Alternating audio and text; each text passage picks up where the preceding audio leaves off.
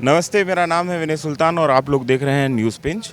News pinch Delhi blast से जुड़ी हुई तमाम खबरों को आपके पास लगातार ला रहा है। हम लोगों ने जिस दिन रात को ब्लास्ट हुआ था उस दिन भी आपको ग्राउंड रिपोर्ट दिखाई थी। कल भी हम लगातार आपको अपडेट देते रहे थे और आज हम लोग यहाँ पे फरीदाबाद में हैं, अल फलाह यूनिवर्सिटी के सामने खड़े हैं। इस यूनिवर्सिटी के ऊपर आपको एक डिटेल वीडियो जल्द मिलने वाला है। फिलहाल हम आज के दिन में जो सारी घटनाएँ हुई हैं इस पूरे के पूरे मामले को लेके उसमें आपको अपडेट करना चाह रहे हैं। तो इस समय की सबसे बड़ी अपडेट ये है और ये अपडेट आप लोगों से भी जुड़ी हुई है कि दिल्ली पुलिस एक लाल रंग की इको स्पोर्ट्स कार है, उसको बहुत डेस्परेटली ढूंढ रही है, उसकी तलाश में है, वो उसके रडार में है दिल्ली पुलिस की।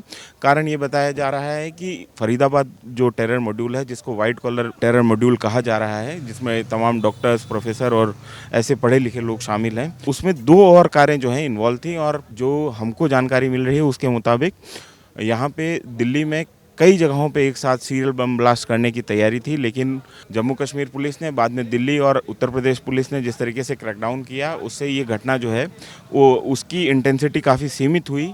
हालांकि नुकसान हुआ है, 13 लोग अब तक जो है इस आतंकवादी वारदात में मारे गए हैं। जो मैं नंबर बताने जा रहा हूँ लाल इको स्पोर्ट्स का, उसको आप थोड़ा सा ध्यान से सुनिए।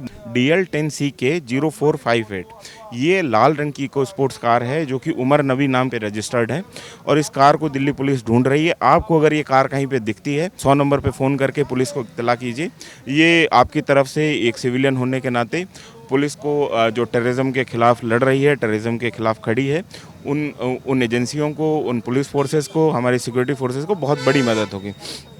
तो ये आपसे भी जुड़ी हुई है, मेरे से भी जुड़ी हुई है, तमाम सिविलियंस जो हम देश के नागरिक हैं उनसे जुड़ी हुई है। दूसरी बड़ी अपडेट जो है वो ये है कि दिल्ली पुलिस ने लगभग दिल्ली में 12 इंडिविजुअल्स को गिरफ्तार किया है अलग अलग जगहों पे, फरीदाबाद टेरर नेक्सस के से जुड़े हुए लोगों को, उनके अभी डिटेल्स जो है वो भी आ रही है। इसके अलावा 9 लोगों को कानपुर में पूछताछ के लिए डिटेन किया गया है। डॉक्टर टेरर मॉड्यूल का जो अपडेट है वो ये है कि डॉक्टर आदिल और डॉक्टर मुजम्मिल जो हैं उन्होंने कुछ समय पहले टर्की का भी विज़िट किया था, वो टर्की भी गए थे। और इसके अलावा 2 और महिला डॉक्टर हैं श्रीनगर की जो कि इस मॉड्यूल से जुड़ी हुई हैं। अब तक कुल मिला के अगर हम मोटा मोटी देखें तो 20 लोग जो हैं इस फरीदाबाद टेरर मॉड्यूल में गिरफ्तार हो चुके हैं। तो इस जो पूरे के पूरे फरीदाबाद टेरर नेक्सस में जो जितने लोग गिरफ्तार हुए हैं उनके मैं नाम आपके सामने रख देता हूँ। पहला नाम है आरिफ है, यासिर है, मकसूद, इरफान जो कि क्लेरिक हैं, इस्लामिक क्लेरिक हैं, जिनके ऊपर आरोप लगे हैं कि वो डॉक्टर्स को और इस तरीके और इन लड़कों को जो है जो मेडिकल स्टूडेंट थे उनको रेडिकलाइज करने का काम करते थे। इसके अलावा ज़मीर नाम से एक शख्स को उठाया गया है और डॉक्टर आदिल रेडर नाम के एक शख्स को उठाया गया है। डॉक्टर मुजम्मिल अहमद और शाहिद जो यहाँ पे महिला डॉक्टर हैं, इसी अल फलाह यूनिवर्सिटी में थी, तो गिरफ्तार किया ही गया है। डॉक्टर परवेज़ को सहारनपुर से उठाया गया है क्योंकि वो आदिल राठर के साथ में इन्वॉल्व थे। और इसके अलावा डॉक्टर सज्जाद, एक और डॉक्टर डिटेन किए गए हैं सेक्टर 56 फरीदाबाद से, और 4 लैब टेक्नीशियन अल फलाह यूनिवर्सिटी के, जिनके ऊपर आरोप लग रहा है कि उन्होंने जो एक्सप्लोसिव हैं अमोनियम नाइट्रेट वगैरह उनको प्रोक्योर करने के में जो है इस पूरे मॉड्यूल की मदद की थी।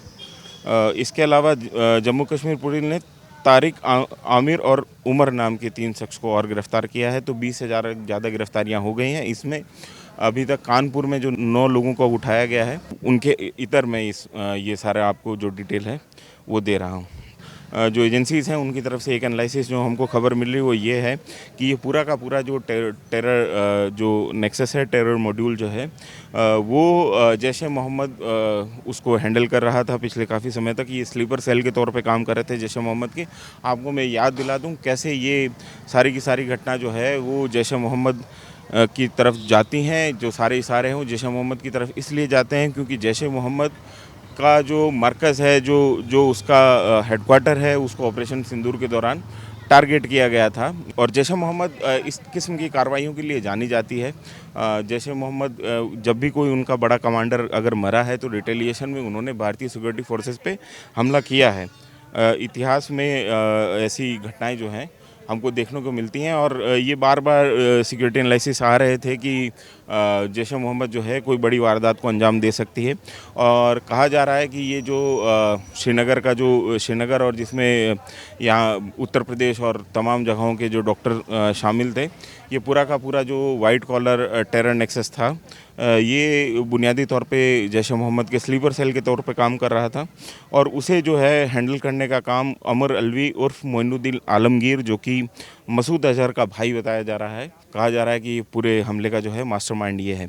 हालांकि ये हमारी जांच एजेंसियों के तौर पे आधिकारिक तौर पे नहीं आया है, लेकिन बतौर पत्रकार हमारे पास में जो खबरें छन के आती हैं, हमारा काम है हम उसको जो है देख के आपको बताएं। इसके अलावा जो मैंने आपको 2 फीमेल डॉक्टर्स के बारे में बता ही दिया था, तो मोटा मोटी हमारे पास फ़िलहाल यही अपडेट है। इसके अलावा कैबिनेट कमेटी ऑन सिक्योरिटी की जो है वो मीटिंग अभी दिल्ली में चल रही है। आज प्रधानमंत्री वापस लौट आए हैं अपने विदेश दौरे से भूटान के, और उसके बाद में अब जो है भारतीय सरकार की तरफ से अगला कोर्स ऑफ एक्शन होगा। लेकिन ऑपरेशन सिंदूर के दौरान मैं आपको एक बात और याद दिला दूं कि भारतीय जो डिप्लोमेटिक जो पोजीशन थी, उसको एक चीज़ पे बार बार जो है नुकसान झेलना पड़ा था। वो ये था कि जो बाहरी देश थे वो भारतीय डिप्लोमेटिक मिशन से ये पूछ रहे थे कि आपके पास में कॉन्क्रीट एविडेंस क्या थे।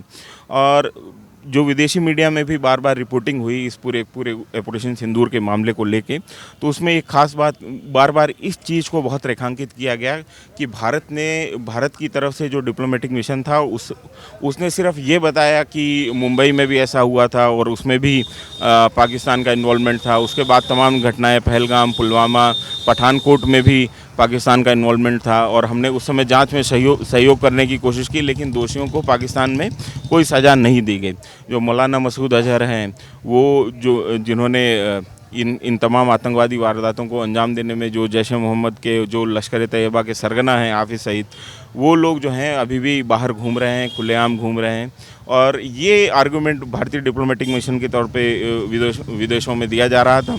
लेकिन इस आर्गूमेंट को लेके बहुत सारे लोग, बहुत सारे देश जो हैं इससे संतुष्ट होते नहीं दिखाई दे रहे थे, और जो है भारतीय डिप्लोमेटिक मिशन को एक बहुत बड़ी कामयाबी उस समय नहीं मिली थी।